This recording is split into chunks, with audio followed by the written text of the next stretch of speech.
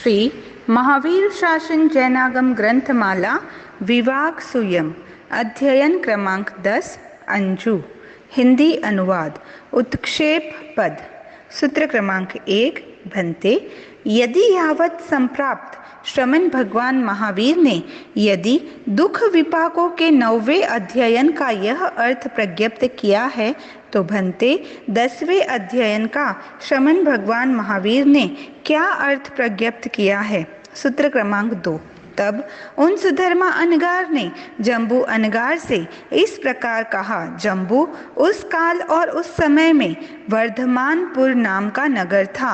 विजय वर्धमान उद्यान माणिभद्र यक्ष तथा विजय मित्र राजा था। सूत्र क्रमांक 3 वहाँ धनदेव नाम का आढ्य सार्थवाह था। प्रियंगु नाम की भार्या थी। अंजू नाम की बालिका यावत उत्कृष्ट शरीर वाली थी। समोसरण हुआ। परिषद यावत लौट गई। अंजू का पूर्व भव पृच्छा पद। सूत्र क्रमांक 4 उस काल और उस समय श्रमण भगवान महावीर के ज्येष्ठ अंतेवासी यावत घूमते हुए विजय मित्र राजा के घर की अशोक वाटिका के समीप से जाते हुए एक शुष्क भूखी मांस रहित तथा किटकिट शब्द कर रही हड्डियों वाली चमड़े से आच्छादित हड्डियों वाली नीला वस्त्र धारण किए हुए कष्टपूर्ण करुण तथा विकृत स्वर में चिल्लाती हुई स्त्री को देखा। देखकर उसी प्रकार चिंतन उत्पन्न हुआ। यावत इस प्रकार कहा। भन्ते वह स्त्री पूर्व भव में कौन थी। अंजू का पृथ्वी श्री भव वर्णक पद। सूत्र क्रमांक 5 गौतम उस काल और उस समय इसी जम्बू द्वीप के भारतवर्ष में इंद्रपुर नाम का नगर था। वहाँ इंद्रदत्त राजा था। पृथ्वी श्री नाम की गणिका थी। गणिका का वर्णन। सूत्र क्रमांक 7 तब वह पृथ्वी श्री गणिका इंद्रपुर नगर में बहुत से राजा युवराजा कोतवाल मडम्बाधिपति कौटुंबिक एभ्य श्रेष्ठी सेनापति सार्थवाह आदि को बहुत से विद्या प्रयोगों के द्वारा मंत्र प्रयोगों के द्वारा चूर्ण प्रयोगों के द्वारा हृदय को शून्य करने वाले अदृश्य करने वाले प्रसन्न करने वाले प्रयोगों के द्वारा वशीकरण के द्वारा अभियोगिक प्रयोगों के द्वारा वश में करके प्रधान मनुष्य संबंधी भोगार्ह भोगों का भोग करती हुई विहरण करने लगी।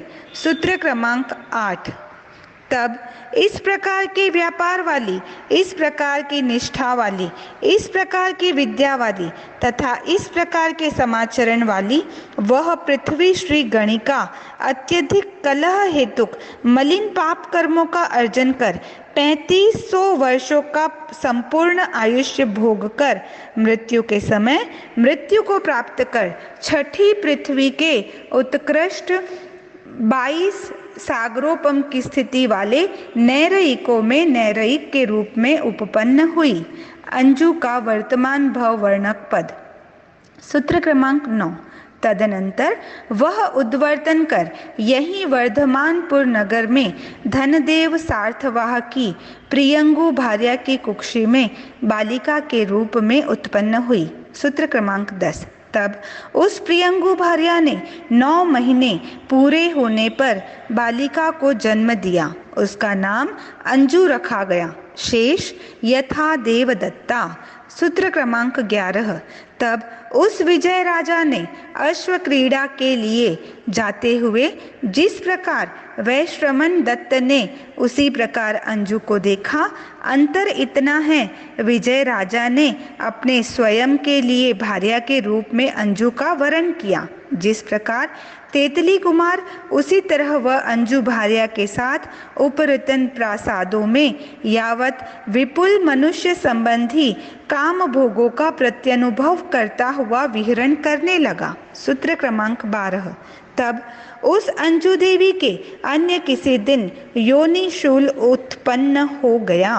सूत्र क्रमांक 13 तब उस विजय राजा ने कौटुंबिक पुरुषों को बुलाकर इस प्रकार कहा। देवानुप्रियो तुम वर्धमानपुर नगर में जाओ, उसके श्रृंगाटकों, तिराहों, चौराहों, चौहटों, चार द्वार वाले स्थानों, राजमार्गों और सामान्य मार्गों पर जाकर उच्च उच्च शब्द से उद्घोषणा करते हुए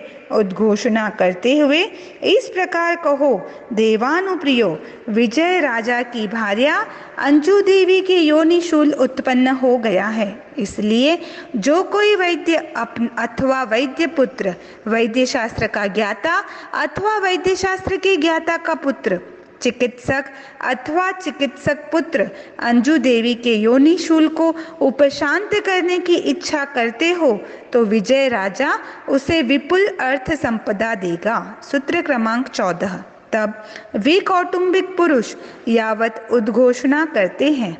सूत्र क्रमांक 15।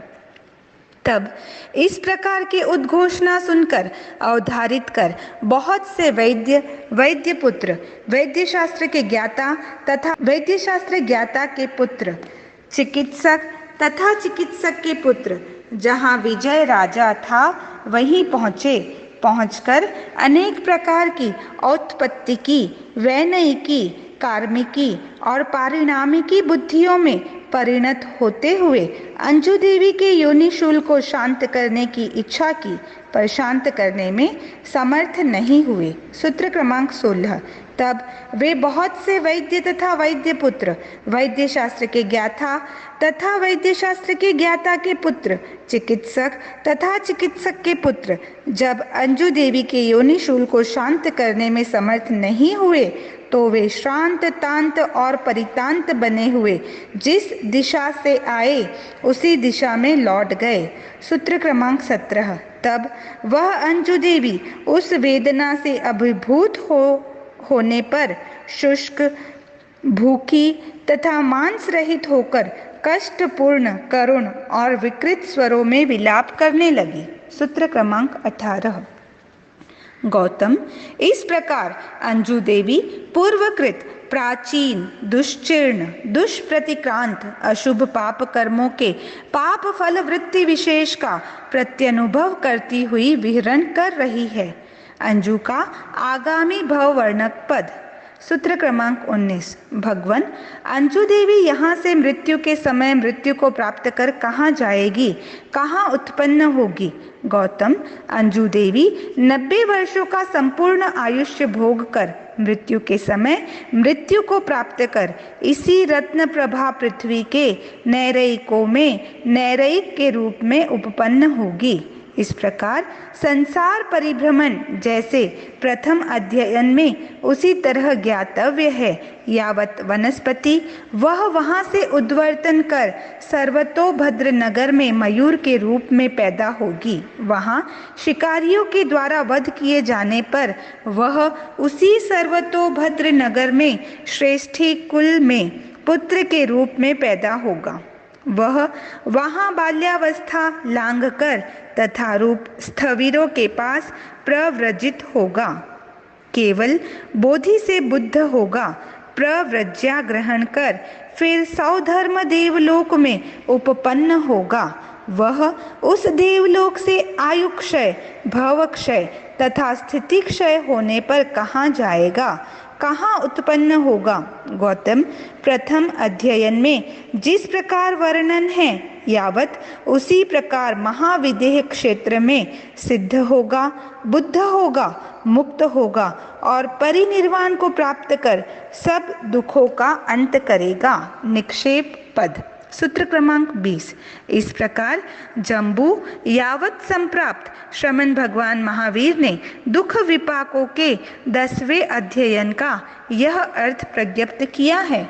भंते वह ऐसा ही है, भंते वह ऐसा ही है, ऐसा मैं कहता हूँ। ओम अरहम।